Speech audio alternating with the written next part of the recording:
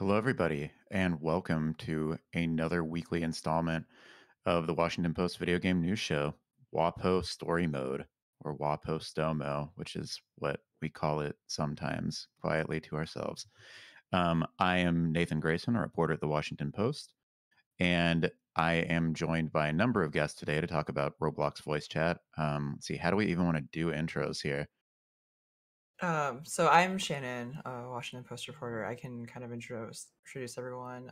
We have Anne Shoemaker, a Roblox content creator. Also have MeganPlays, woo, and also Erythia, and everyone here is a Roblox content creator for a number of years. Mhm. And so, yeah, just to bring everyone up to speed on what we're talking about, basically, this week Roblox launched, or more widely launched, its uh, voice chat functionality, which had been in testing for a while in various capacities. But basically, players who had submitted to a kind of program where they had to like submit their IDs can now access it and use it and voice chat with people who are nearby them in the game. So to start, had any of you been involved with kind of prior tests of the voice chat functionality, or like did you also just get it this week? I just I had access to the beta, but unfortunately, every time I tried to get into the creator space, like no one else was talking. I don't know. So I feel like I kind of missed the train, but now I'm excited because I finally have access to it. And I haven't gotten to try it yet, but I've watched a ton of videos of other people trying it. Mhm. Yeah. Yeah, I also kind of had that before you as well. I've had it for a while. I haven't had the opportunity to test it, but I'm really excited to be putting it in a lot of the experiences that I've been working on so that a lot of players can have a better social experience. Mhm. Yeah, and so I mean, like based on what you've seen and to an extent experienced so far, what is kind of your like impression of voice chat overall in the game? Do you think that it adds some cool new layers to what was already there, or do you think it's sort of a thing where I mean, like I know a lot of people use Discord before this and kind of already had worked in their own means of voice chat. Like, does this add that much to the game, or is it just kind of making a thing people already did a little bit more streamlined? I think so. What I am seeing with spatial voice chat is that you're near players and you're able to interact with them on a more personal level. And you can do that with Discord as well, but it kind of just adds to the fact that we're creating a virtual space that is like real life, but you can do so much more with it. So it's really cool to be able to, I guess, walk up to somebody in a game and start talking with them. And as you're walking away, you lose like, I guess, what they're saying, and then you can go over here and talk to other people, and it just feels like real life, but you can do so much more with it because it's a virtual experience. Hmm. Yeah, I agree on that, especially whenever you mentioned it's streamlined. It's like maybe you don't know everybody. You don't have everybody on Discord or you're not in a Discord server with someone. So it's really cool to be able to just walk up to someone. Maybe you're playing a game and you don't know how to get to a certain part of the game. You could just be like, "Hey, how'd you unlock this?" And someone could easily just tell you. I think it's a lot more efficient typing. Hmm. Um, as an adult, I use like voice memos on my iMessage a lot. And I find that to be really beneficial. I know as a younger kid, I loved to text, but I don't like that so much now. So I'm really, really excited about this new feature.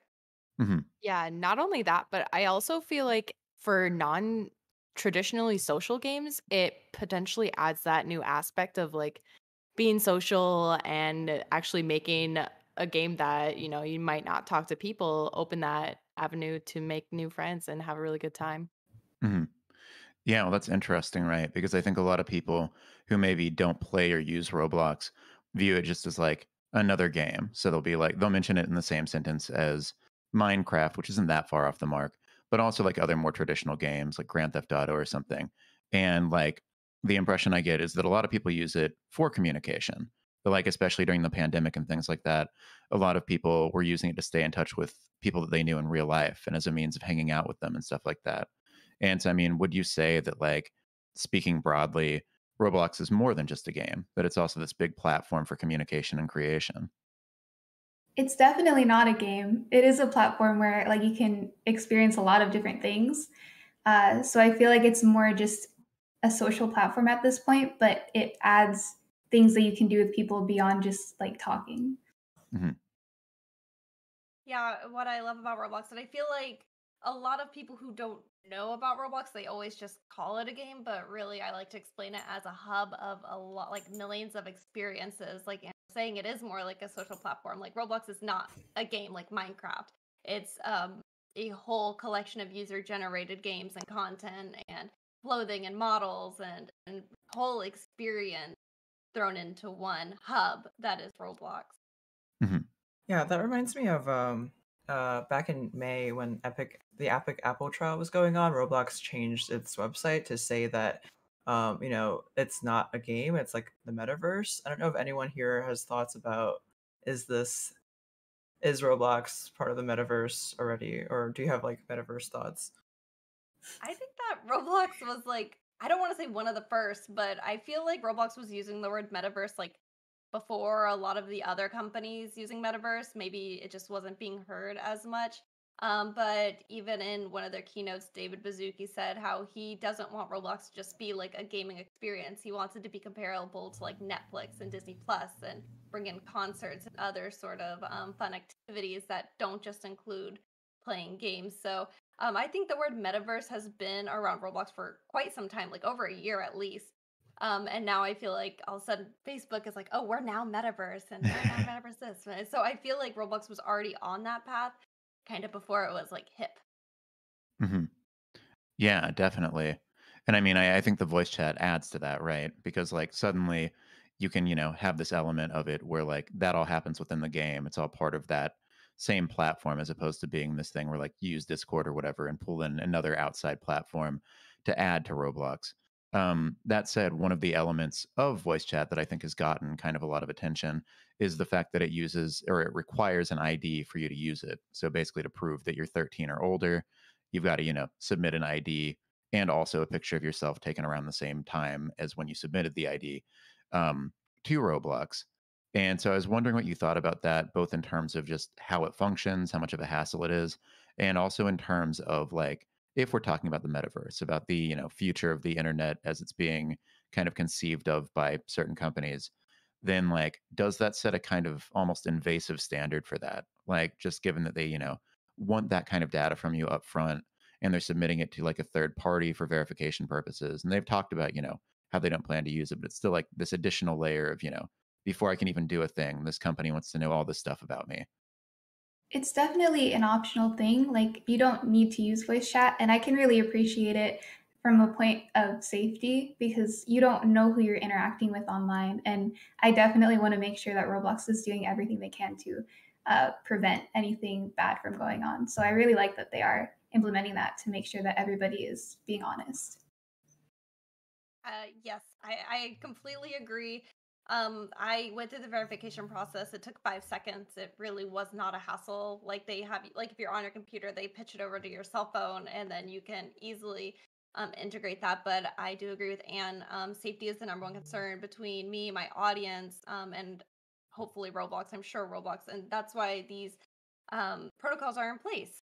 Just because, yeah, you don't want like children talking to like teenagers or adults, like it can put them in really bad situations. And I've never been one to believe that it's the internet's job um to monitor what kids are doing. I fully believe that's like kind of a parent's responsibility. I know it's impossible to be over it all the time, but I think that this is a very helpful step in making sure that yeah, people aren't going where they're not supposed to be going or maybe not old enough to be going.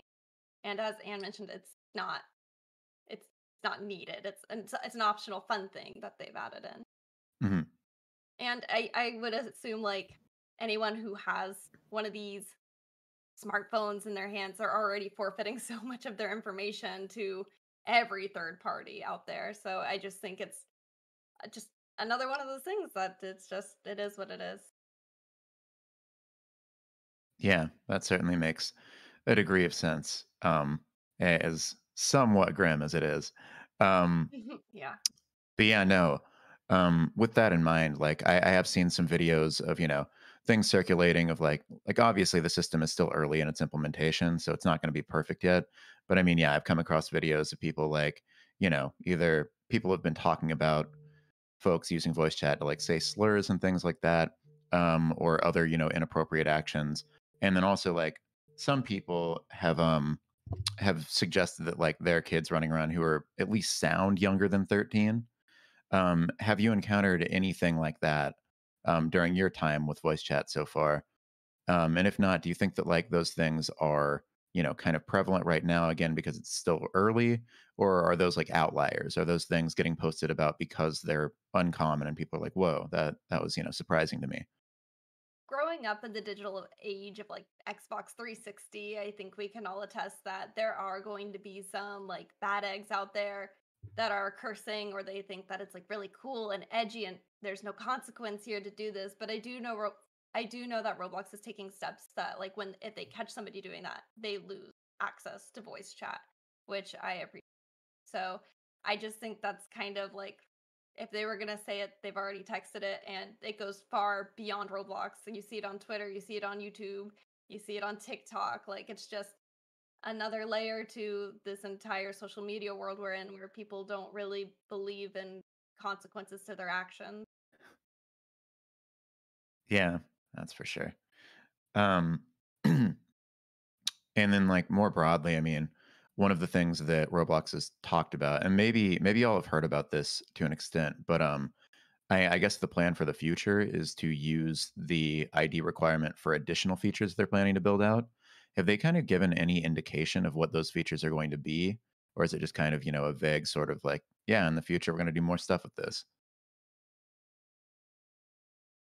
I haven't heard anything. It doesn't look like Anne has either. Yeah, I Yeah. definitely think it's vague.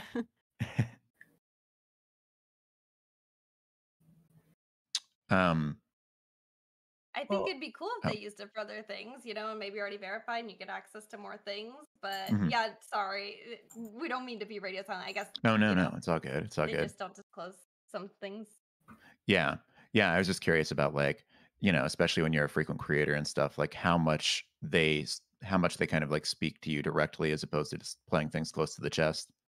Not much actually. I feel like, maybe you get a week or so heads up like, hey, we're implementing like, for example, putting videos into games where you can watch video frames as opposed to like putting like GIFs and stuff like that. I think that they do that. But like they'll like kind of give you a heads up a little bit early to that, but they don't give like, hey guys, in quarter four of 2022, this is coming. Like they don't much give information like that out. Hmm. Mhm. yeah. Oh yeah, wait. In chat, Adrian Alberto said that they talked about age verification for aging up games at RDC. So like, Oh, like yeah, so probably adding in like for example, Arsenal, it's like, oh, we might rate this one like PG-14, so you hmm, might want to be 14. Like if a game has like violence or guns or something like that, they might put it a little bit more mature, put a block on hmm. it. Yeah. And that's interesting too, because I guess like what I've kind of seen, and maybe y'all have seen some of this too, is like recently they've talked about how, and this is kind of the opposite of the problem I think that a lot of like games and other series have, is that Roblox wants to like get more older people in their audience. Like the audience is it skews so young and like has a reputation for that.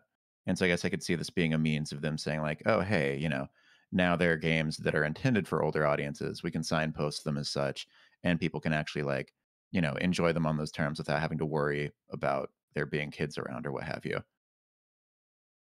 I agree to that. I do know that Roblox is interested in really making it clear that their platform is for everybody and not just children. Hmm. I think it's really interesting, like all of your backgrounds in Roblox and all. Like, I think some of you are like young CEOs, in fact. And I think for the audience that's tuning in, maybe they don't know. If you could just say a little bit about how you got involved with Roblox and what kind of company you're running to start. Sure. You'd like to go, Adrian Gray? first. Oh, okay. Yeah, so I founded Full Flower Studio last year. I've been on Roblox for a really long time, actually, just as a player. And I started messing around and trying to make games when I was 13. So my primary, I guess, role on Roblox is that I like to make experiences. And one of my favorite games that I've been able to help create is Mermaid Life. Um, but yeah, that's basically my background on Roblox. If you want to go, Megan. Oh, okay. My name is Megan. I am a predominantly YouTuber, Roblox content creator. So I've been creating content on Roblox for YouTube since late 2018. From there, my husband and I co-founded our own Roblox gaming development studio, Wonderworks Studio. We currently have 40 employees. We have a handful of experiences in the work. Titles that have been released are Trader, Overlook Bay, and we just recently did a collaboration with Insomniac for Insomniac World Party.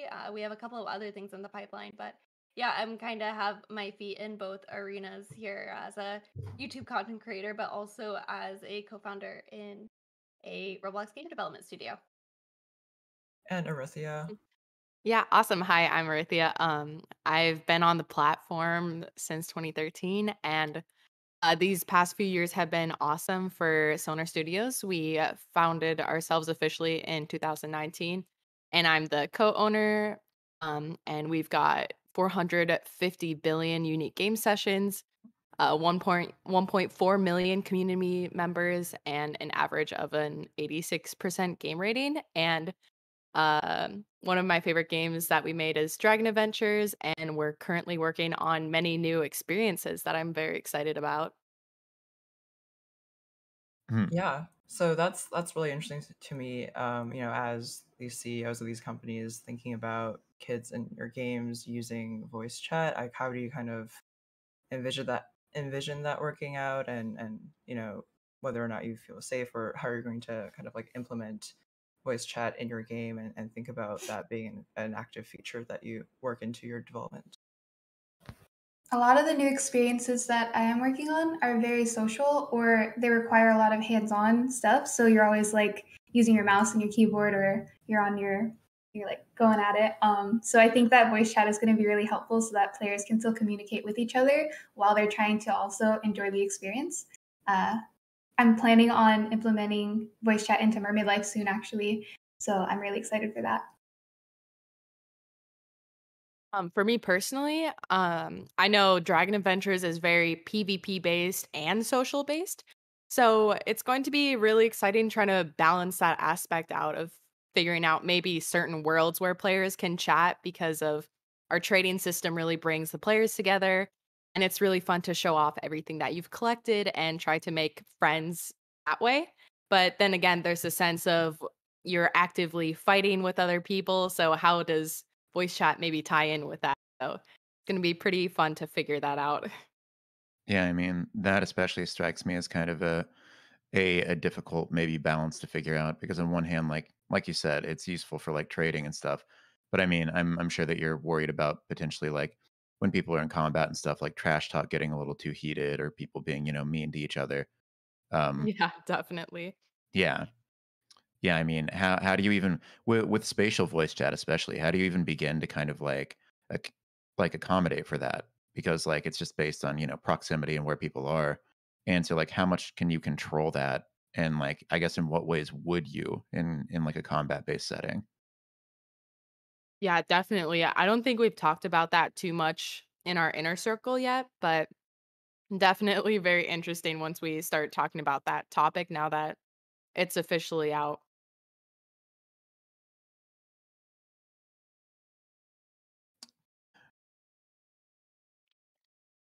I think for the most part, we kind of have to like rely on Roblox to keep things safe and not super aggressive, I guess, Mhm. when it comes to like combat type games.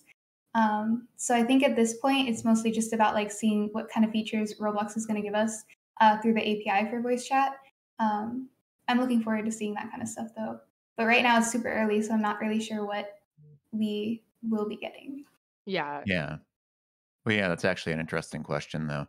As people who are creating content for the game, how do you kind of view your role in terms of moderation? You were saying that, it's a matter of what Roblox kind of gives you.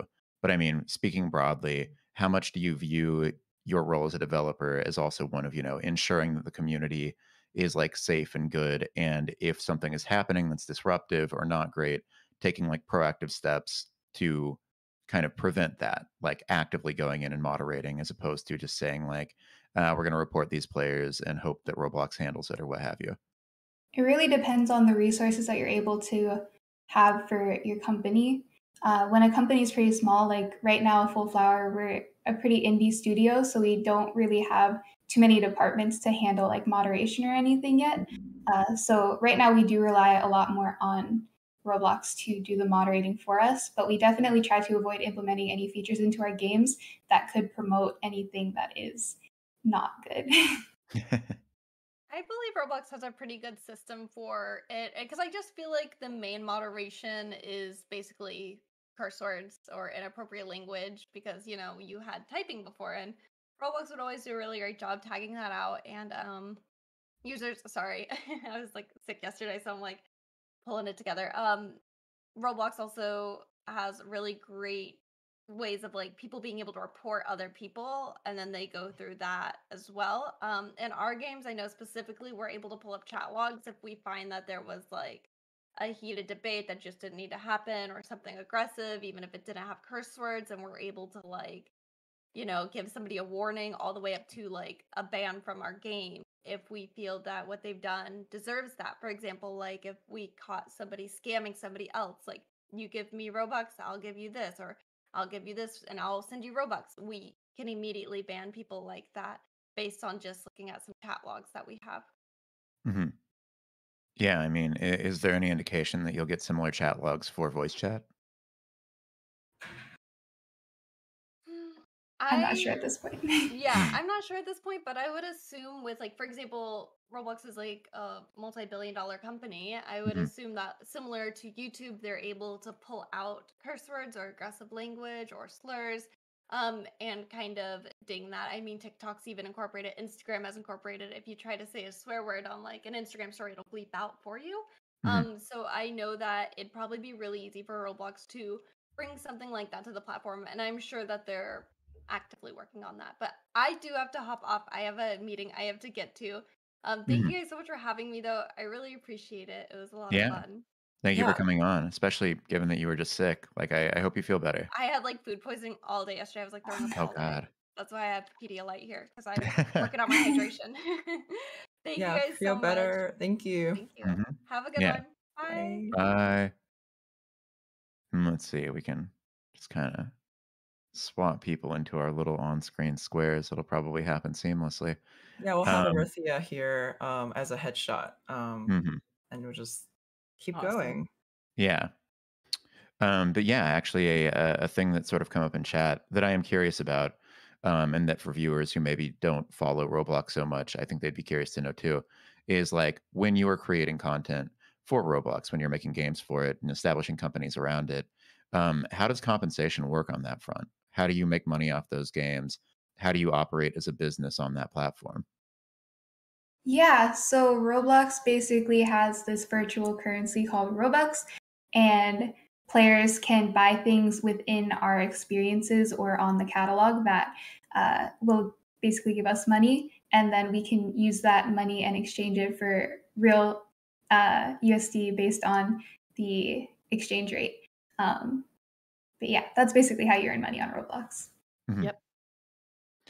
And so, like, what kind of incentivizes you at this point? You know, when you're at the point of making a company, what incentivizes you to continue doing it in or on Roblox as opposed to just like saying, okay, we're going to switch over to, making games in like Unity or Unreal or some like, game engine that exists that you can, then sell games on other platforms like Steam or just like, mobile, all these other like why continue to be a Roblox developer when you have a company as opposed to just going into, I guess, more traditional game development at that point.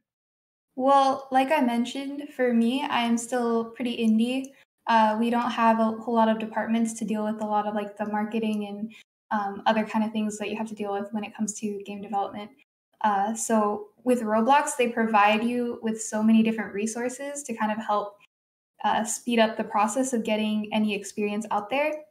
And so for somebody who like right now, we're prototyping a lot of different experiences so that we can kind of continue to learn and grow as a studio, we're able to produce those at a much faster rate because of all of the resources that Roblox is providing us. Mhm. Yeah, not only that, but I would add that Roblox has a great development community already.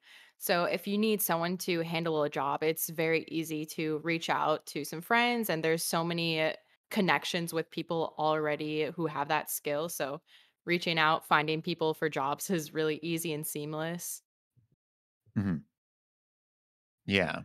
Yeah, and I mean, does that to you also signal, like I think there are all these little things when people talk about, like, whatever the metaverse might end up being, where, like, they think about the bigger picture of, like, there are all these, different ideas and companies and games all in the same place and so on and so forth. But I mean, do you think that maybe a more primary feature of it would be things like that, where it's like easy access to a community that allows you to, build something out or whatever you've envisioned in a much quicker fashion than you otherwise would be able to?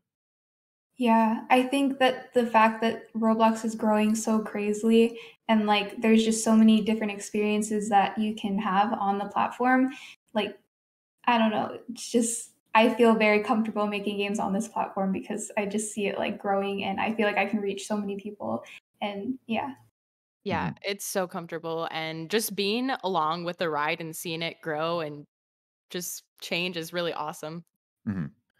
Well, yeah, I mean, like, in terms of growth, how did that happen for y'all? Like, when you, first started making games or experiences on the platform, like, what was kind of the process of the things that you made catching on? How did you go from, just being somebody who said, "Hey, I'm gonna, try my hand at making a game. Why not?" to, like, "This is my job now. This is my life." I think again, like the community is so strong on Roblox that at the beginning when I was just posting different like 3D models that I was making or tiny little experiences that I was making, I was able to reach a lot of people with that. And people were reaching out to me to just do commission work for them and make them things for their games. And you're able to like build all of these different connections because the community is so strong. And eventually, like, I was able to gain an audience and release my own experience and get get a lot of visitors from that and really grow. And then eventually it just became profitable.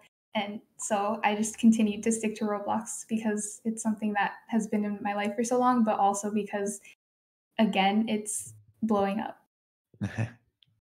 Um, just to give us some kind of idea of like scale, are you able to share personal numbers about, like just kind of like a ballpark of how much you've earned or if you've been able to pay off college, for instance? Yeah, I actually was able to pay off college last year, which is Wow. really great. I am debt free, and that's awesome. And also, I'm able to work with so many different developers and pay them to help build experiences that I want to experience and I want to share with the world. So, yeah, it's been great. And Erythia. Yeah, I mean, I can share my personal number, but I have made almost in the past year on Roblox alone, I've made over 210 million Robux, which I don't know the exact number, but that's quite a lot. Um, just having fun, and that's my own personal UGC kind of work that I got into with creating accessories and stuff. Is that like just under $1 million USD approximately, according Yeah. to the Washington Post gaming Wow. bot, who is Hawking? Yep. Yeah. Wow. So Yeah. you're definitely college debt free then. Oh yeah, I dropped out of college. I mean, my story is pretty crazy. I was going to the U of M for biomedical engineering, and Mhm. I got offered a Roblox job from Red Manta out in California, and I snatched it up that day and dropped out of college. Yeah, and I mean, it seems to have treated you pretty well. Yeah, definitely. What is Red Manta, and then how did you kind of go and become independent from there? Right. So Red Manta was actually another Roblox company that Sonar Studios kind of competes with now, which is pretty funny. But that company helped me learn so many skills of Roblox development and 3D modeling. And I feel like that really jump started my career. So I'm obviously forever grateful for them giving me that opportunity to grow. Mhm. Well, yeah, to be more specific about it in terms of, like, how growth functions in Roblox, like, when something that you make kind of catches on, how does that happen? Is it, like, mainly through an algorithm within the game or within the platform, or is it more like kind of organic traffic and growth. Like somebody makes a YouTube video about it, that YouTube video takes off, and then what you've made kind of blows up. Like, what do you when you're making an experience, what are you sort of Mhm. targeting in terms of like, I hope that this thing kind of grabs this and makes it go bigger? Right. Well, definitely for me, my first experience, Dragon Adventures, my first game, we didn't really know what we were doing, and we really didn't have any type of community that we could really bring to the game. So what I did during the development, I was very active on releasing like cool screenshots on Twitter and posting about it all the time. And when we actually released the game, we announced it and had very organic growth. It got to, I think it was about 4,000 average players. And we were so shocked. We didn't know how people found the game. And for me, my belief is that if you make a good game, a good experience on Roblox, people are naturally going to find that game and enjoy it. Mhm. And like, but I mean, I guess my like question about that would be that, especially at this point with the sheer number of people like engaging with Roblox and creating on the platform. I know that like it's 43 million daily active users, I think. And that's not entirely creators, obviously. That's people just, playing games and experiences as well. But I mean, like, how surely there must be some cutoff point at which like no matter what the quality of something is, it can't necessarily surface purely through just like being good, right? Because Yeah. it's just a numbers game after a certain point. So Roblox also kind of has this like thing where like even with UGC items in the catalog, we kind of like the recommended games for everybody is different based on where they're going on Roblox and what experiences that they're having on Roblox. And it kind of allows players to have their content catered to them and what they want to experience, which allows for those smaller games to kind of pop up on the surface and appear to some users on Roblox. Then they can hop in and I guess experience what they want to experience. Yeah. So there Hmm. are like things like that on the platform too to kind of help let smaller games grow. And then they have sponsorships and they also just have like a ton of different categories as well for like role play experiences or combat experiences. And those are just full of like that, obviously. But yeah. Hmm. Yeah, no, in chat, Dev for Hire says Twitter is Roblox's main community platform where we share all of our creations and connect. Is that accurate to your experience? It is super accurate, but personally, I want to see Twitter move into Roblox, and I want to like be able to have my own Roblox feed where I can like post my games and studio screenshots that I'm working on, and like have a community on the platform because like I just want to use it for everything at this point. Hmm. Do you think we should move this news show into Roblox? That'd be funny. Yeah, no, we can do that in a future episode. And then we can also have like an episode in Minecraft so Gene can use his avatar in there. Yeah. We can just do a different game every week. That definitely won't require like hours and hours of setup. Um, Yeah. but yeah, no. Do you think? Okay, this is another goofy question, but is Roblox robust enough that you could make a version of Twitter in Roblox, like what you're describing? I don't know. I know there's one experience on Roblox that is trying to bring like the infinite feed type thing to it. Mhm. It's called Rovers, and they're like they basically have like these little realms that act as the infinite feed, and you can scroll through and like you can hop in to somebody's little realm. Mhm. So I think yeah, I think it is possible, but it sounds like really tedious and a lot of work. But I would love to see somebody try to put Twitter on Roblox because I would totally play that. It would be good if somebody else did it, is what you're saying. Yeah. Yeah. um, Yeah, I mean, like, and I think that all of this, right? These ideas that you're having and what you're talking about, like, again, kind of inescapably, this all goes back to like the ideas of the metaverse and what that would look like. And I think one of the big criticisms of the metaverse has been this idea that, like, who would use it? Would people want to like jump through these additional hoops to access versions of what they essentially can access on the internet today just by, doing a couple clicks as opposed to entering a whole like virtual world and walking around physically and like adding these elements of like immersion, yes, but also inconvenience. Um, I mean, like, does that kind of a thing interest y'all on like a general usage level? Like, is that something, for example, Twitter in Roblox, is that something that you would use all the time? Or do you feel like after a while you'd be like, well, regular Twitter is a little bit more convenient. I'll just use that most of the time. I guess it depends on like what you want to do with yourself on the internet. I feel like it's a really cool thing to be able to have like your set persona online and be able to kind of hop with this person from thing to thing, like whether it's a social media platform or you want to actually go into a 3D space and experience something.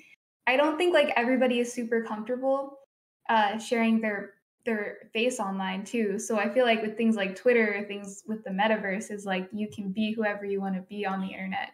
And like being able to kind of share that across different platforms is really nice. Hmm.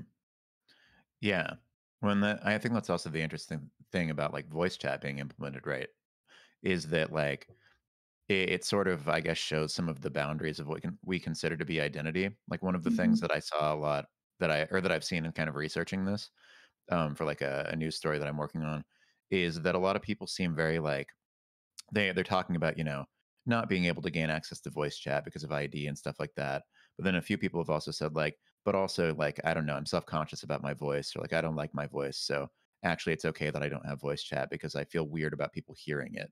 Mhm. Um, and so like you talk about, people not wanting to use their faces online, but I think there's even an element of people not necessarily wanting to use their voices even.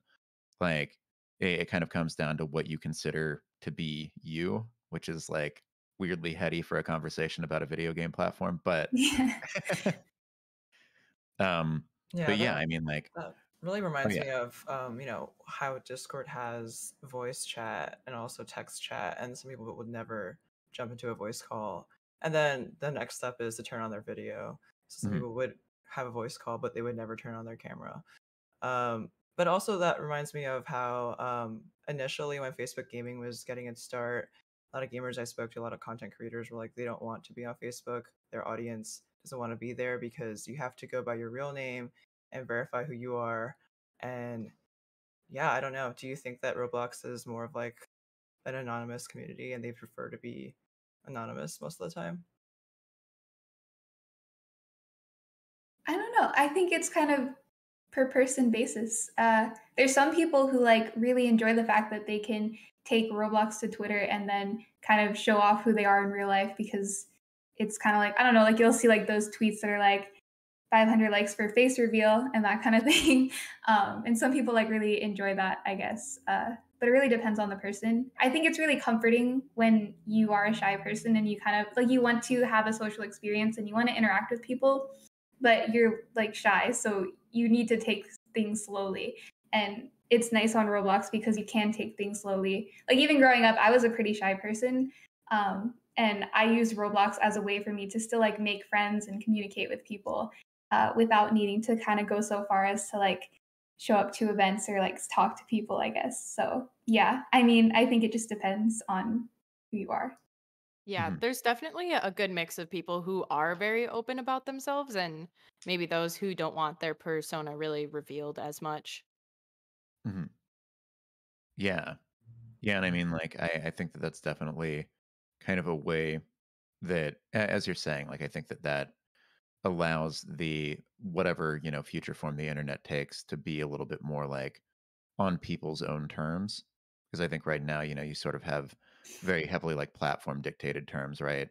Like Mhm. Facebook is like, if this isn't a real name, we're going to like, ban you from the platform or force you to like add a real name. And then like, other platforms have varying degrees of that. If you want to be on Instagram, you should be posting pictures of yourself probably and not somebody else, which would be very Yeah. weird.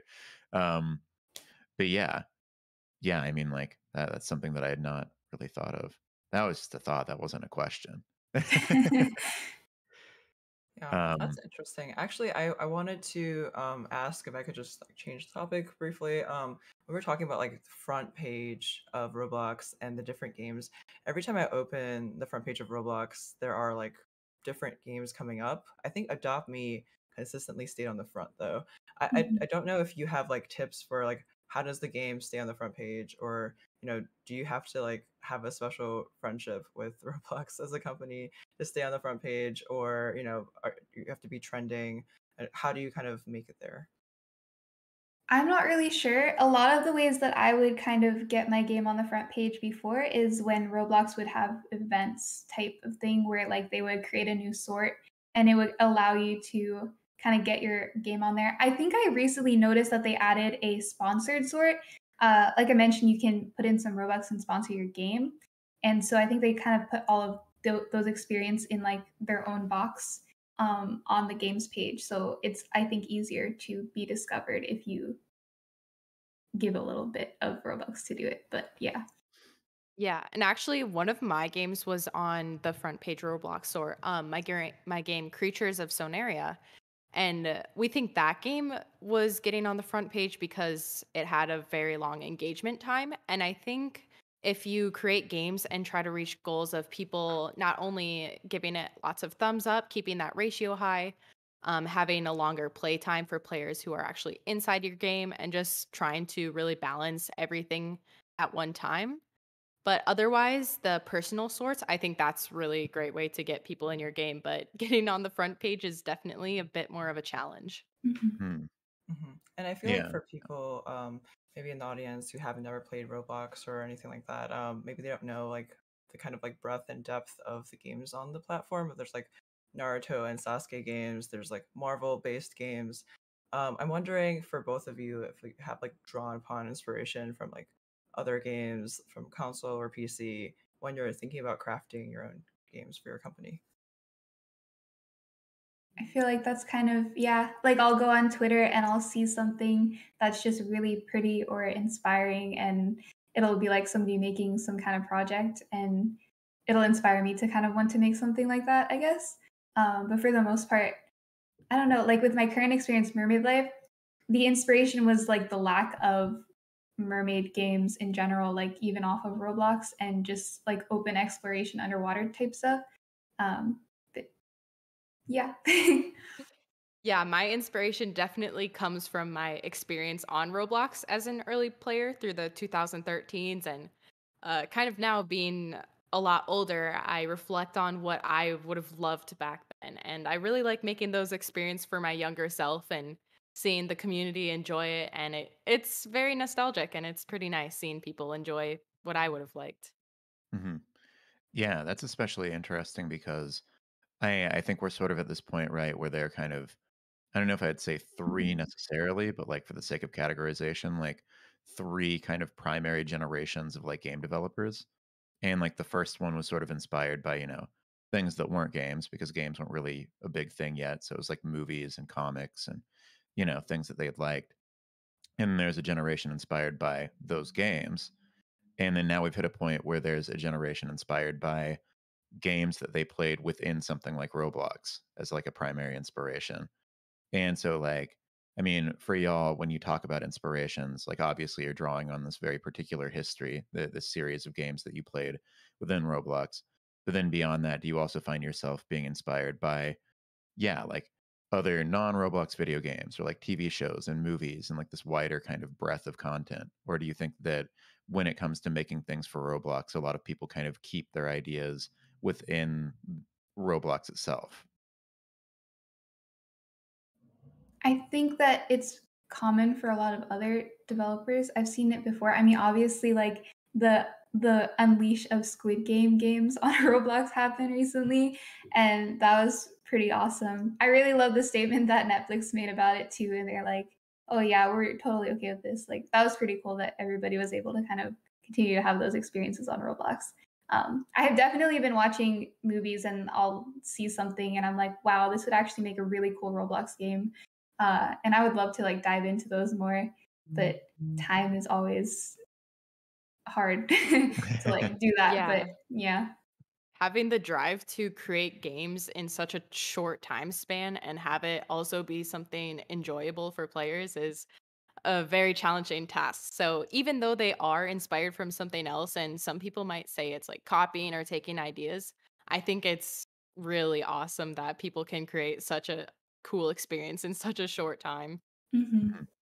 Oh, another thing is when you're creating games, do you feel like intimidated to start another like intellectual property, like another franchise, another topic, another subject, rather than continue on like a game that was successful, you can make a sequel to it and another one. Because I've been talking to some Roblox content creators who would make like, I don't know, 10 games all in the superhero vein because the first one did so well. I don't know if either of you feel that kind of pressure from your fans. I personally don't. I feel like a lot of the experiences that I make are just things that I'm inspired by and I want to create. Um, and also, working on the same genre and theme forever sounds really tiring. So I really want to explore other genres and more experiences. And I had another thought, but I don't remember it now. But I'll add on to that a little bit. And okay. for me, Sonar Studios always did animal games. It was dragons, pets, tigers, lions, whatever. And we're kind of now stepping out of that comfort zone and trying something new. So I think for developer burnout itself and your own sanity and creativity to always be trying new things. Hmm. Uh, Yeah, I mean, like, okay, with that in mind, um, if you had to, in a very short amount of time, create a game that sort of, and then this is kind of an idea sort of thing, but if you had to like come up with a game with like spatial voice chat in mind, what would you do? Where would you go with like that as a concept? Like, how would you, build something around that feature? Like, not necessarily in a pre-existing game. If you had like, a fair amount of time and just whatever you wanted to make. I've I've thought about this a little bit. I think like the next experience that I would want to make that's like focused around spatial voice chat is something where you have to communicate with your team, but the other team can't really know what's going on in a way. So it'd have to be something where like two teams are kind of against each other, but they're like working together and they can only use the spatial voice chat in order to like win some kind of experience. But yeah, Hmm. Yeah, that sounds actually kind of fun.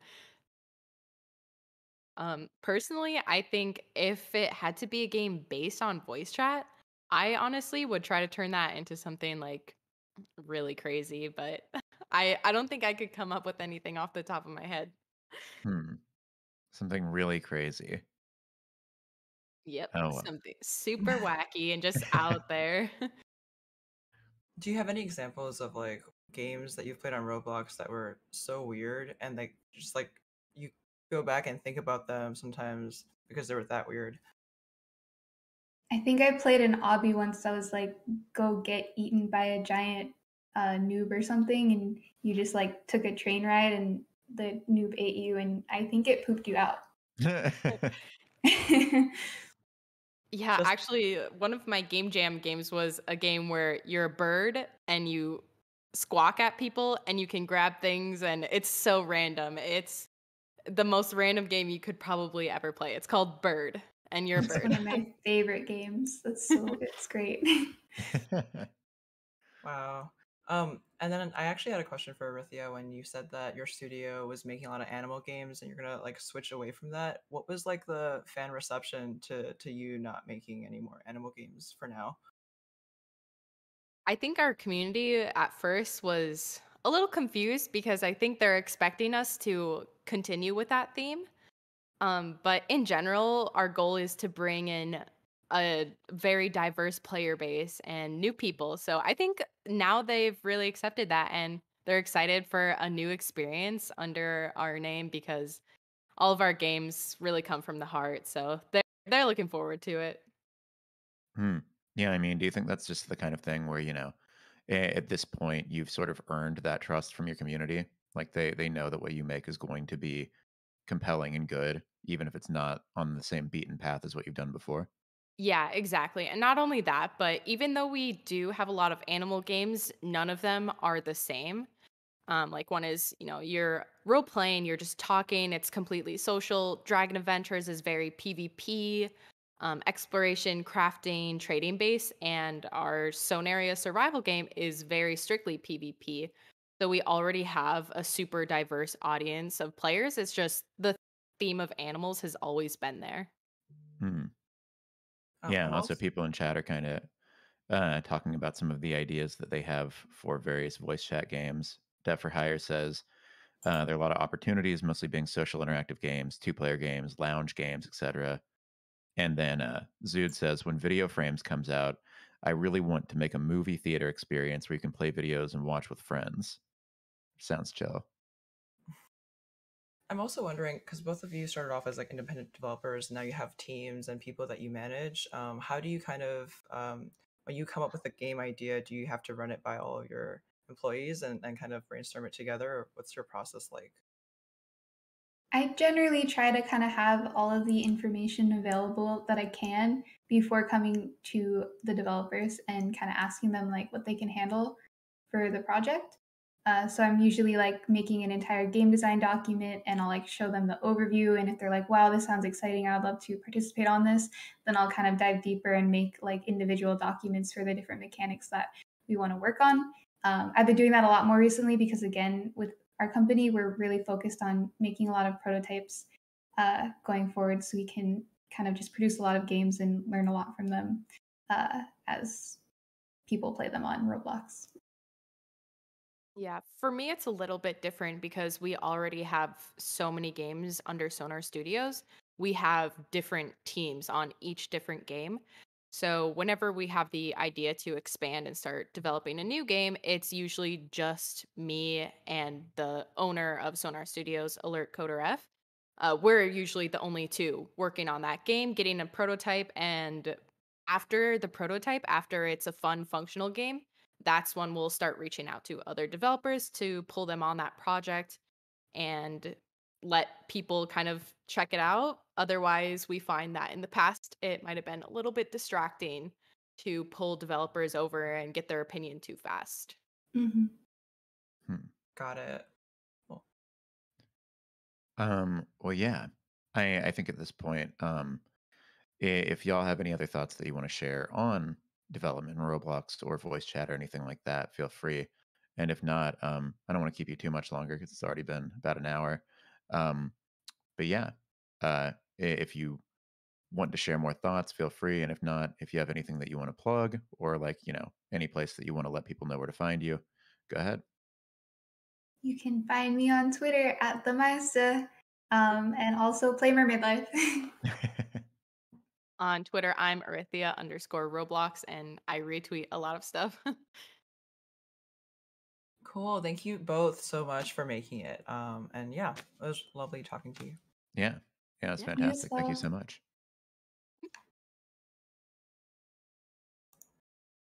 Man, it's very useful to be able to just remove people. I never thought of it. Admin powers. Okay. So yeah, for folks who are just tuning in off the back of that segment, we on the show do a second segment after we're done interviewing people where we go over some of the other big stories of the week. Um, this week, the one that we focused on was the Roblox thing, but that's not all that happened this week. There were actually several other things. It's actually been a really eventful week for one that hasn't felt that eventful.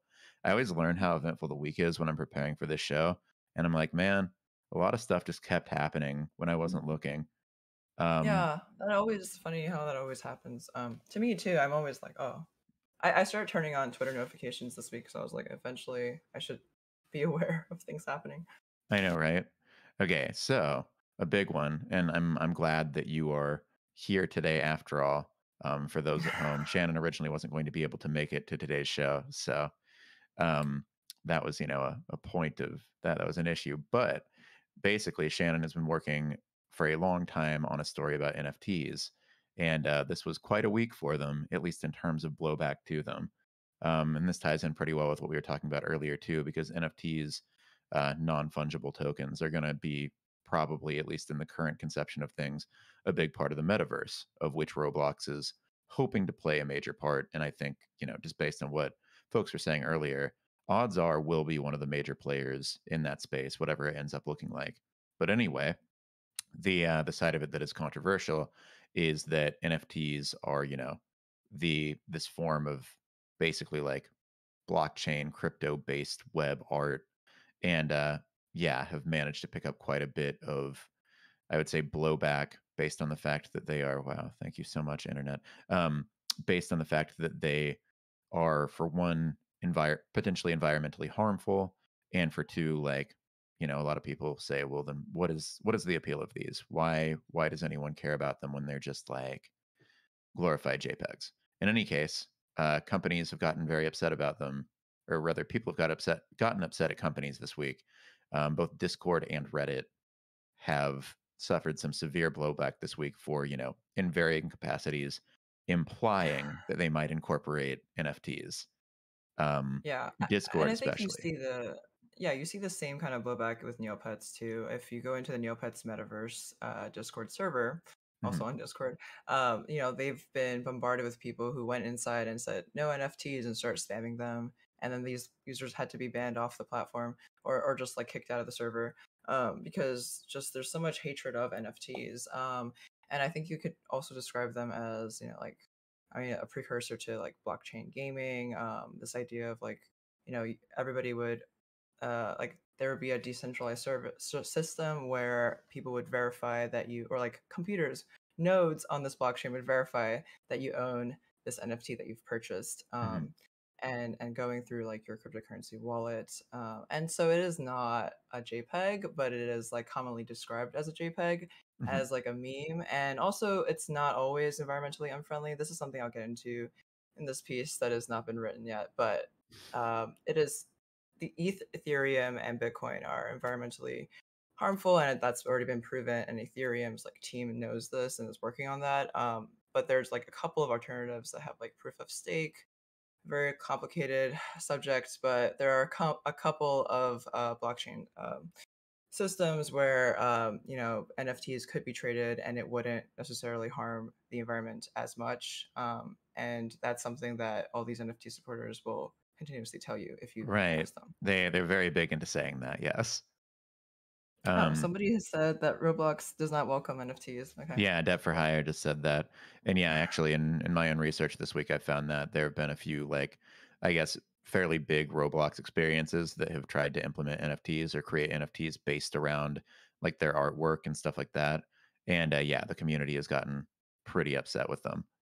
Um, and yeah, I Mhm. mean, I think you see that a lot too, because I think that a lot of NFT blowback tends to come from people who are younger and who are more environmentally conscious because they've grown up in a world where, like, the impacts of climate change are observable on like a daily basis, and like, naturally those people want to stay alive as opposed to dying in a fire in 30 years. So Uh, I would say that a lot of NFT supporters are also very young, and also mm, the people who are criticizing NFTs, a lot of them are older. A lot of them are like actually part of the traditional financial system, hmm, banking. hmm, And there's like federal former federal chairmen like that are active NFT skeptics and cryptocurrency skeptics. They mhm, prefer like stable coins, for instance. Because they're tied to actual value, and NFTs, just like NFT companies and anybody going into NFTs, they actually say like, yeah, I know this has no value, but it's a collectible, so you mhm, can expand your nostalgic collection. Um, and like Mark Cuban, for instance, he has like a very expansive collection of NFTs. One of them is like the very first Neopets NFT, and mhm. so I mean, he's not. I don't know how old he is, but he's not like the youth that you would be describing, who's Right, like right. Oh, anti yeah, I mean, I NFT. think you get it from sorry. I think you get it from multiple angles too, though. Because yeah, like you're saying, it kind of reminds me at least a little bit of like when GameStop stocks blew up, and you had like on one hand all of these younger people getting involved in that, and then on the other side of it, you had all of these like old school, like finance types who are like, no, this is terrible. No one should have the keys to the castle except for us. Um, Yeah. Yeah, yeah. there is that element of this as well, which is like, if can you get into NFTs early and make money off of it? Could you then acquire wealth through untraditional means and rival those other systems? Anyway, it's very complicated. It's very long, and I'll get into this at some point. But just talking about it now, I would love to talk about it more at a Mhm. later date when the story Yeah, is up. definitely, definitely. But yeah, anyway, the long and short of it is, yeah, so Discord especially faced a lot of blowback this week, both in terms of people online saying like, "Hey, this is bad," and then a lot of people even canceling subscriptions to Nitro, which is Discord's kind of like subscription service that gets you some perks. And yeah, what I've heard from varying sources is that like enough people canceled their subscriptions, that like it was an actual concern for Discord. It wasn't just like, a small handful of people being like, I'm going to cancel and then not actually doing it because, people say things online all the time about what they're going to boycott or what have you, and then they don't do anything. Like it did happen and Discord was concerned. Um, but yeah, I also get the impression that it was kind of it was, as Discord went on to say later, kind of a communications mishap where it was a thing that they had sort of hacked together as just like sort of a in the background internal test, and they weren't really planning to necessarily implement any sort of crypto or NFT functionality. But their CEO kind of cavalierly tweeted it out, and that resulted in a lot of blowback and a lot of angry people. And Reddit is also dealing with a similar thing right now. Yeah, so you'll see like somebody tweeting about been an active Reddit user for 14 years, but will no longer participate in posting or voting if it means doing so implicates me in planet destroying crypto shit. Also, I didn't say that word. I said a different word. You imagined it. Um, but yeah. Yeah. Um, so yeah, it's been like a very big week for crypto blowback. NFTs. Yeah, for NFTs. NFT blowback specifically. Metaverse NFTs, it won't stop. I mean, if people are waiting for it to stop, it's not going to stop. It's just the Oh yeah, next no. news cycle forever. Yep. But Well, yeah, I mean, Discord, yeah, Discord came out saying this is like imagine, like this is a test. This is a in the works. Epic Games also previously had said they allow NFTs and like cryptocurrency on their platform. They don't like games especially, mhm, but like they're not announcing anything as well. And mhm. then Valve obviously has like in their Yeah, Valve terms has of just blocked service it all out. that are not allowing NFTs. So I think we'll see as we keep going, like all these gaming companies take their stance. But it looks like most of them are pretty pro crypto. Yeah, I mean, I think a lot of them are pro crypto because like it's what investors want to hear right now. Like there's yet to be any major game company actually announcing what their like NFT or crypto projects are going to be, at least on like a major scale. They're just all saying they're going to do it. Yeah, you Um, also have to look at like the price of Bitcoin right now is like over $64,000. So it depends on the price of Bitcoin, right? If it's mhm, low, like back when it was like $3,000, $4,000, all you saw in the headlines was like Bitcoin is a scam, it's fraud, don't even go for it. But now it's like skyrocketed to this point where people who had invested maybe last year, they could be really rich by now. mhm, And it's higher at a higher level than it was like in 2017, 2018, even when it was like having this massive boom, and there were articles of people who had spent I don't know hundreds of dollars on sushi by accident because they had mhm. paid for the sushi dinner with Bitcoin back when it was worth nothing, and then regretted it later, many years later. At this point, Bitcoin is worth more than even those levels. So I just see that everyone is coming in because of the desire to get in on this cash grab. Mhm. Yeah, but yeah, it's been a so to quickly run through some of the other blowback moments this week. There's this article published by our friend of the show, Cece, who Has did a been on the piece about show. yeah what She's been they've been on the show oh before yeah no that's that why I week. said friend of the show. Yeah, okay. Yeah, yeah. But no. So yeah, game developers, while like a lot of developers, as we were just saying, are choosing to, in some fashion that they've yet to really outline, include this technology in their games. There are some who've chosen to turn down money for it, in some cases substantial sums of money, um, just because they don't feel good about, either the environmental element of it or the impact that it might have on like gameplay. I think that one of the standout things people have pointed to is this idea of like, in terms of design philosophy, um, it's always the issue of like you make something neat and you want the largest number of people to experience it. And anything involving sort of these exclusive items that you might obtain via NFTs, the intrinsic sort of goal of that is to ensure that only one person or a few people can obtain those things and buy them and own them. And so that already limits pretty profoundly the number of people who can experience your cool thing.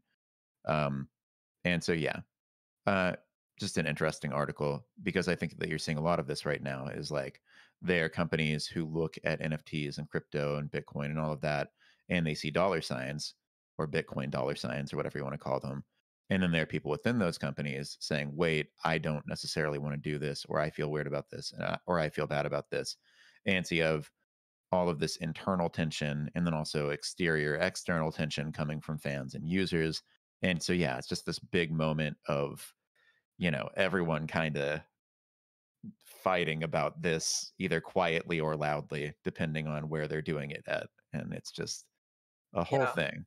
It's a great article. It's a great concept for an article too. And Hmm. yeah, it's that's very interesting because I see people like leaving like Activision Blizzard to go work in blockchain, or Hmm. I see people who are alumni of my college now working for like quite notable gaming blockchain companies. And so that is a great look at the opposite of that, which is Hmm. people who hate who hate NFTs so much.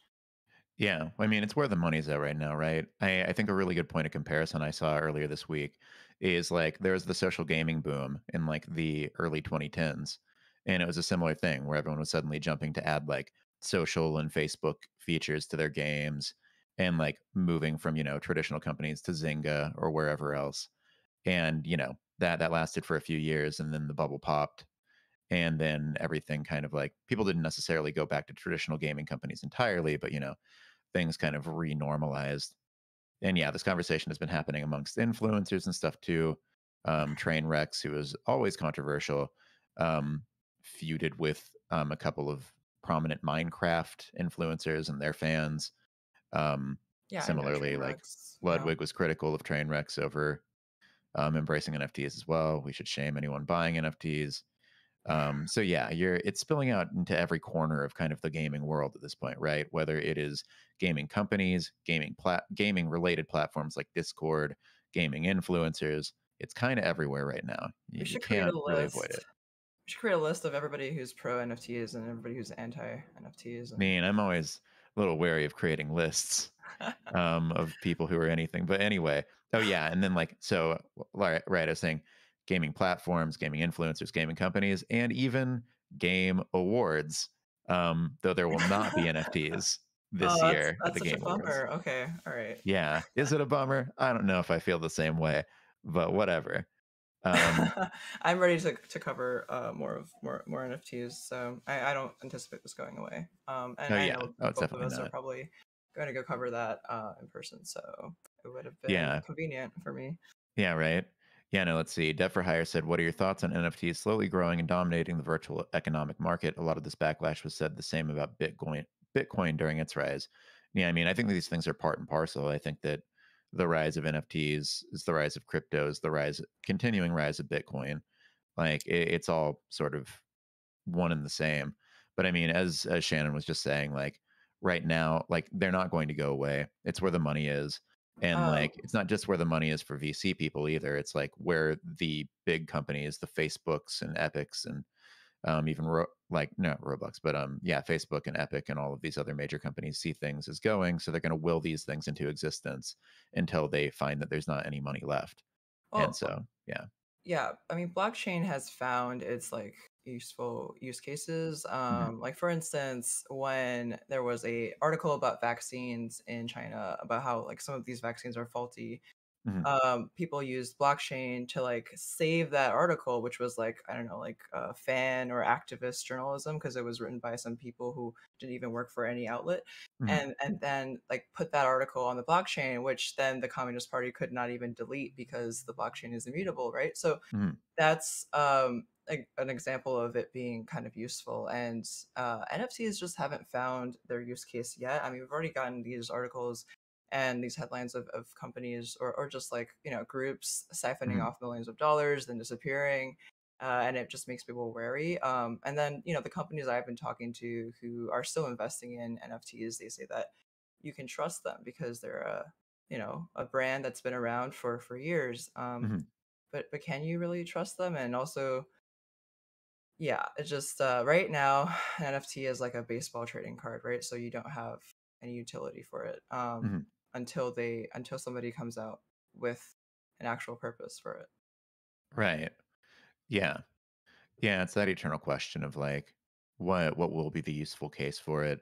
Because right now it's like, as you're saying, it's a collectible. And I think the fear is that, right now we have an internet that is fairly divided up between platforms, but at least like a lot of functionality and other elements of it are free. And the idea here would seem to be like commodify all of it, turn everything into a buyable, sellable, small, discrete, collectible item, ensure that anything that you do Like if you want access to certain things, you've got to buy a special NFT that'll get you in or what have you. And I think that's something that not a ton of people are looking forward to, but at the same time, it's still early and, we will see what people come up with for it. In the meantime, beyond that, other things that have happened this week. Um, YouTube is removing dislikes, Oh which, yeah. um, you know, I said this on Twitter already, but I think would be a good, like, is not intrinsically a bad idea. It's just that they didn't really seem to like take into account the useful ways that people have come up with for using like for dislikes. Like for example, people often downvote videos that are like masquerading as tutorials, but they seem either scammy or like they're out of date or whatever. It's like an easy signpost for, hey, this isn't so useful anymore. Or like it's even a means of, it's often, in fact, a means of holding big companies accountable or big influencers who have, done something improper, whether that's like predatory actions or, rubbing a community the wrong way with like a cavalier mentality towards something, any number of things that people do poorly. And so, like, people would come up with like good means of using dislikes. YouTube, meanwhile, is like, we're getting rid of it because smaller creators are getting dogpiled on, and that's terrible. And it's like, yes, that's true, but that's also been true since you implemented the dislike button. Like, why now? Yeah. And yeah. No, you make good points. I really liked your tweet because I hadn't thought about that. As the first thing I thought of when I saw this was like, oh, finally. I mean, there's so many dislikes on videos in general, and some of them are like just people hating on a group of people, and so there's probably um like a good argument for removing dislikes. But yeah, Hmm. they have been around for a very long time. I believe some companies, they can just like turn it off so that like you Hmm. couldn't even see how many likes or dislikes a video has. So that already exists. I don't really know why they have to do this now, but I honestly, like, the first thing I thought of when I saw this was like, okay, then this shields a couple of people at Hmm. least from the harassment they get. Yeah. Yeah, no, it's definitely, yeah, it's strange timing. And I mean, like, it feels like it's mainly intended for companies, but even then it feels like it's kind of overkill in that direction. Um, but yeah, no, one of the most important parts about this, in my opinion, is that as this person says, YouTube's removing dislikes.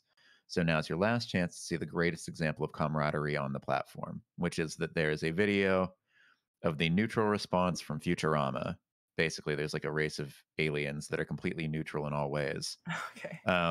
And so, in order to Oh, make the form match the content, people have meticulously up and down voted this so that up and down votes match exactly, so that that's it is wonderful. perfectly neutral on a scale of millions of people. Yeah, yeah, I remember. This reminds me of, like, I did some Halo Infinite reporting last year, and then I looked at how many dislikes there were on the video to show and put that in the story to say, like, this is how many people dislike this Halo Infinite, like, Hmm. trailer.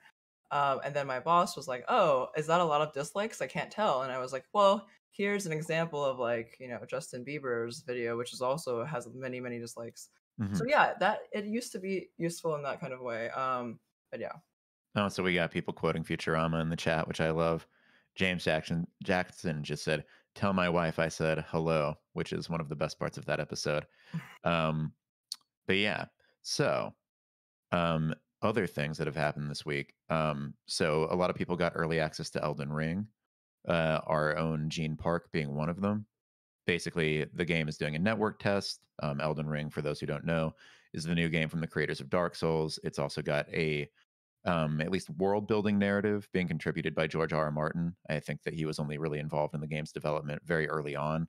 So it's mainly, a production of the team that makes the Souls games. But yeah, it's open world and full of bosses, and apparently quite good. Extremely good, according to Gene, who called it, at least so far, a dream come true, which is really quite something. Um, I forget. Are you a Souls person? Have you played a Souls? I have played Souls. I am not a Souls person. I wouldn't call myself that. But I played every single, like, I played all the games that are like based on souls and like All right, I'm gonna you note you down died. as a Souls person, big No, time Souls person. no. I'm a Game of Thrones person. We could say that, except for season 8 and 7. Yeah, I think that's entirely fair. I think that nobody is a Game of Thrones. What if there's a person somewhere in the world who's like, my favorite seasons of Game of Thrones are 7 and 8. I hated the rest, but I loved those ones. I don't know. I I want to did meet write. that person. Yeah, I wrote a take where I was like, season 7 is like fan fiction. So I feel like maybe like a person who wanted Jon Snow and Daenerys To hook up. together would be happy and be like, this is my favorite season. But yeah, maybe those people.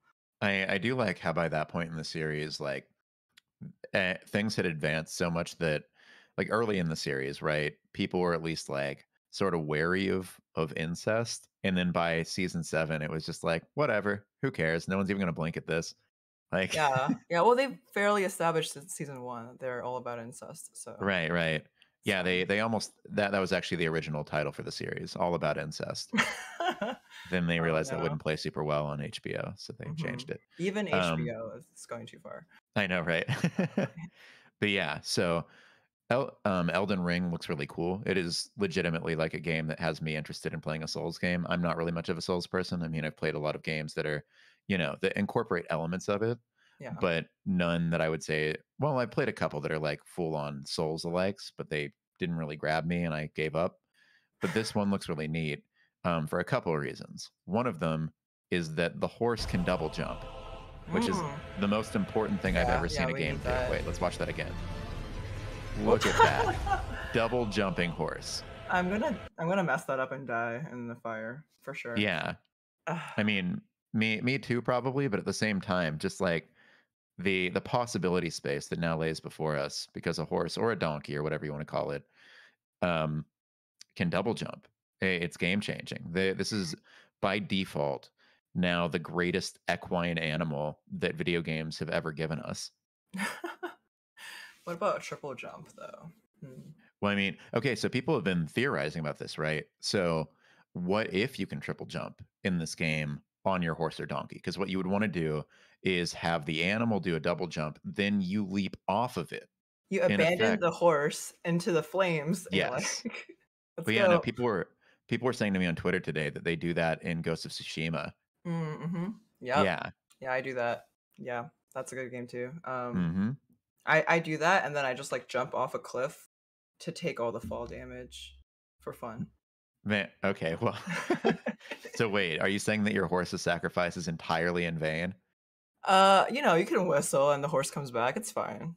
Yeah. Oh, comes back Yeah. like a boomerang, just If the flies horse back to you. dies, yeah, if the horse dies, the game gives you another horse. I don't know if it's a spoiler, but yeah. Whoa, that is a huge spoiler, actually. Oh no. Yeah, I think it's canon. The horse has to die. Ooh. Sorry. Yeah, that's very dark. But yeah, so there's the double jumping horse, which I adore, and which, again, as I already said online today, makes perfect sense to me. 2 times the number of legs people have, 2 times the number of jumps. It's that easy. Oh, that's what you were saying. Okay, Yeah, okay. Now yeah. I get it. Now I get it. Okay. Yep. Twice the legs, twice the jumps. Easy Mm, math. mhm. Um, but yeah, so there's that. And then also there's this big weird cat boss that I'm very into. Like, you approach it and you're like, wow, it looks like a big video game boss.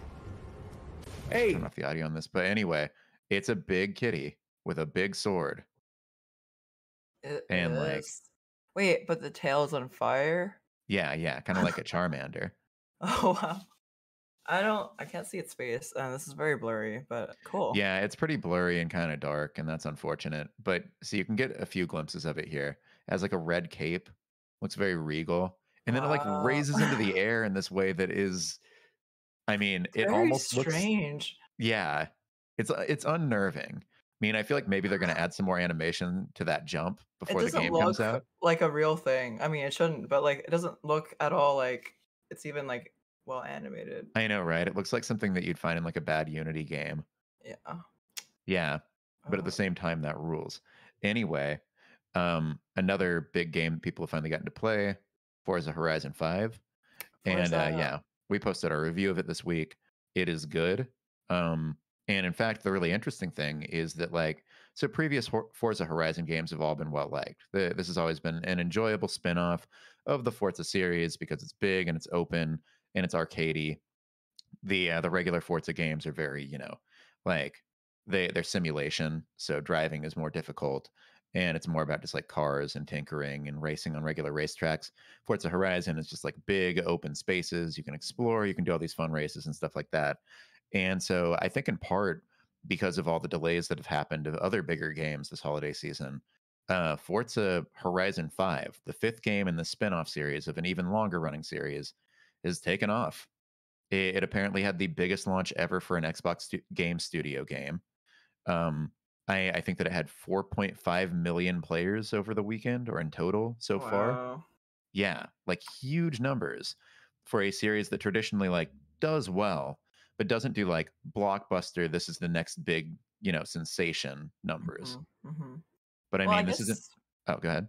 I guess some people have their Series X consoles in hand now, and this is also like Forza to me is like a tech test. Like you Mhm. play this game to see how well your console can run, how your computer can run, and how beautiful your screen is. And maybe people are, benchmarking their consoles at this point. But yeah, I also heard it was a really good game. Yeah. Well, I mean, it's also on Game Pass. Like, I think that Microsoft had done a really good job of giving people a lot of means by which to obtain and play it. Mhm. And so, yeah, it's just like, as a result of that and the pandemic and all of this other stuff is just taking off in this way that I don't think anybody really saw coming. But Yeah. yeah, it's kind of neat. It's kind of neat to see a series like this that's been around for so long and like has always been good. And like the development team has always been putting in the work for it to finally get this big moment. Um, it's also good because at this point the series has so much in it, so much stuff that you get things like the wooden car. The wooden car. So I don't want to say that I feed my old place of work ideas that I can't run on the Washington Post, but I will say that this blog might have come about because I was watching its author play Forza Horizon, and I Wow. saw You the wooden car skin, and I was like, envision the following headline: "Drive the wooden car." huh. You And know, you should be giving these ideas to us. I don't know what you were doing, but well, it's coming full circle right now because I'm using it on a stream. But mm-hmm. anyway, yeah, there's like you can make any car in this game look like it's made of wood, which is extremely silly. I feel like in most cases, a car made of wood, at least structured like a regular car, would catch on fire, and Yeah. yeah, that would be bad for everyone involved. But I I had no conception of that. I was like, seems okay, and then you said it would catch on fire. I'm like, oh, actually, maybe. Hmm. so the interesting thing that I learned through reading this blog from dear my friend, and I guess by extension friend of the show, Ari Notice, is that there is a real wooden car in the world. Yeah, in 2008, as reported by CNET, a manufacturer in North Carolina produced a vehicle called the Splinter, dubbed the world's first wooden supercar, made out of a mixture of maple, plywood, and fiberboard, with a V8 engine and a relatively feather lightweight 2,500 pounds, significantly less than a comparably sized Porsche. The thing can reportedly push 240 miles per hour. And then I don't know why he didn't put this here, but he should include without exploding. Wow. Yeah. Right. You should give him an edit. Actually, that's amazing. But also, a wooden car isn't that just a wagon? Shh, no. It's not. No, that's wrong. This is Mm-hmm. the only wooden car. Okay. It's beautiful and Right. not pulled by horses. Oh, then you can't Yeah. double jump. But yeah, let's see other things that have happened. So our editor posted his review in progress of Battlefield 2042 today. The game is coming out very soon, and yet it is apparently in pretty bad shape because yeah, his takeaway based on a bunch of bugs and glitches and issues playing multiplayer is that it probably should have been delayed again. So that's not great. But I mean, again, we were just talking about the pandemic in relation to Forza Horizon. This is kind of the other side of that coin is that, a lot of games did get delayed. This one, I guess, got delayed and still wasn't ready. I would imagine in part due to, pandemic related problems in development and, logistical issues and all of this, but the publisher involved, EA, has, investors it feels beholden to, schedules it has to keep up. And so, yeah, if I had to guess, probably what happened is they said, well, we can't wait any longer. We have to release this for the holiday season. Right, of course. Yeah. Yeah, these are strong words from Mike. Seems Hmm. like, I mean, I haven't played this game, but like seems pretty rough. I think there's like no voice chat or something. Yeah, yeah, that I saw him talk about that recently, which is bizarre. Yeah, the company said in-game voice chat is on the roadmap. This means that objectively, Roblox is a better game than Battlefield. Well, people would agree with you on that. Actually, I think it's also a more popular game. It has a Oh bigger yeah, fan base. significantly. Yeah. But yeah, so there's that, and then so speaking of delays, something that did get delayed, again due Yes. to issues arising partially from the pandemic, is the Steam Deck, Valve's portable platform. It has been delayed because of global supply chain issues. Your favorite thing? Wow. Again, they're always coming back to haunt us. Hmm. Oh yeah, no, I've been haunted by the supply chain for years. It lives in my walls. Oh god. Yeah, I it's mean, terrifying. that's what it's doing. It's not delivering packages. It's living in your walls. Oh yeah, no, and just frightening me constantly. Mm, I'm laughing. you should check on that. James Jackson, in relation to Battlefield, said, "No voice chat. Did Nintendo publish this?" Wow. Actually, you can get an app for Mm. Nintendo and then just type in that app to talk to your friends in Animal Crossing. I Oh don't know if yeah, you've you tried that. can. It's Yeah, so the key here is to use Animal Crossing chat to communicate with your friends in Battlefield. hmm. Yeah. Yeah, that could work. You just have to Hmm. keep looking at your Switch. Yeah. Uh, Yeah, no. I mean, I think it's a great idea. Well, we've solved another problem. wow. Let's see. Okay, so final few things, lightning round of stuff that happened this week. Twitch streamer Hassan Piker launched a merch line that's entirely union made and includes a unionized shirt with profits entirely going to strike funds, which is dope because, there's a bunch of different people striking right now at various companies in order to gain better rights and to be treated better. In a single day, this number is probably much higher by now, but in a single day, Piker revealed that it had already pulled in almost $130,000. The strike fund shirt alone. Um, Mhm. that is huge. That's obviously extremely helpful. The best thing that you can give to anybody doing anything that matters in terms of activism is just money. Just give them money. Everyone needs money. So that's neat. Yeah. And it's also an interesting usage of merch. I think that a lot of streamers, generally use merch to enrich their own wealth. And to an extent, this also does that. There are other parts of the merch line that are not going to strike funds that I think are just, the money's going to Hassan and the people who made it. But nonetheless, this is an interesting use of it. I would imagine that in the future we will see more things like this, albeit going to different causes and stuff. I think a few streamers have done various merch endeavors with an eye toward charity, but I think that this is one of the more useful ones that I've seen. So Mhm. that's cool. Um, Other side of that coin, Amaranth bought a gas station.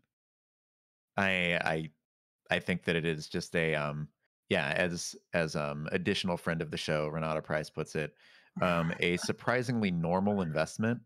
Because Mhm. yeah, the basic idea is just Amaranth bought the gas station in order to make money over time on it, albeit with rich person math. So this is fascinating because like she kind of posits, Amaranth kind of posits that anybody could do this, but it's like yes, if you had $4 million, you could do this. Uh-huh. So yeah, I invest 1 million and borrow the rest. Easy so far. Now, since we bought this gas station and in accordance with applicable laws and once structured correctly, I'll take an accelerated depreciation charge of approximately 3 million. 3 million, my marginal tax rate. So yeah, through doing all of this, she will now owe $1,110,000 less in income tax. Basically, Yeah. this is both an example of what influencers are doing with their money, which is always fascinating because a lot of these people do become fabulously wealthy. Not a lot of them, a vanishingly small portion of them, but the ones who do become wealthy become very wealthy. In any case, this is an example of that. This is also an example of how laws enable rich people to just get richer over time. How our To like, tax system can be manipulated. Yeah. hmm how it can be manipulated so much that you can buy a gas station for negative $110,000. Yeah, yeah, it's incredible. I was looking at this and I was wondering why does it sound so familiar? I think there was like a viral Twitter thread another previous day of like, when did you notice that the people around you were super rich? And somebody was like, oh, when I went to college and my classmate bought a house so she could be closer to campus. So yeah, there's a kind of like a similarity there. Hmm. Yeah. Yeah, I mean, it's still wild to think about, though. I mean, if nothing else, it at least lays out in no uncertain terms how all of this works, and I think that is useful for people to know and understand. So I think that a lot of this, tends to happen behind, uh, behind closed doors, or however you want to put it. So now you know how Mhm. the laws allow rich people to get away with things. Um, but yeah, so then beyond that, a couple last things that are totally unrelated. Naruto's coming to What? Fortnite. Oh my god. How did I miss this? I know, Oh, it's right? yesterday at 2 p.m. Okay, Uh-huh. okay. Ooh, I guess I'll open Fortnite again for the I know, right? Yeah, fifth time this year. this is especially wild to me because it's specifically Fortnite X Naruto Shippuden, Mm. meaning that even though Shippuden ended like in 2016, they're doing a collaboration with this and not Boruto, Yeah, which is why still not ongoing. Boruto? Yeah. Yeah, and why Yeah, not the original Naruto then? Yeah, many questions here. Hmm. I know, right? It's very odd to me. Wait, Ruby. Okay, I know, RW. yeah. Oh my god. Yeah, the It's not fun. very good internet show did a gif Uh, about it. it's a good anime. It's a fun Mm, anime. mm, It's fun to watch, while mm. you're like while it's 4 a.m. with your Discord friends and you're not really Uh-huh. watching it, you're just talking. Yeah, okay, I guess Have that you have checks you out. watched it? Okay. I've watched a little bit of it. I am not Yeah, a fan. it's watchable. I'm not even sure if I'd go that far, at least for Wow. the early stuff. Wow. Um, but anyway, so then that brings us to our final story of the week. And obviously, I think that y'all have gotten used to this by this point. I always save the most important story of the week for last. Mhm. So in Mario Odyssey, there is basically a final battle, and beforehand, Bowser can react to you in certain ways based on your outfit. Um, People who kind of like data mine this stuff have discovered that he has a particular reaction for 6 different outfits, and it's that he's afraid. And so this gives us unique insight into things that Bowser fears. So what I really enjoy is what he can fear. And a lot of this makes sense, right? So you have like a zombie, sure, that's scary. A skeleton, yep, also scary. Clowns, obviously. Golden Mario, I don't know, maybe the looming specter of Mario obtaining more wealth than him. And then Blocky Mario, the Uncanny Valley, I don't know. But my favorite one is what people immediately pointed out, which is this is Bowser's greatest fear. Oh No my fear. god. Mario nipples. One Wow. fear. Oh, is this him in his pajamas or is he going swimming? Like, who even knows? Wow. Yeah. So That's anyway, that's great.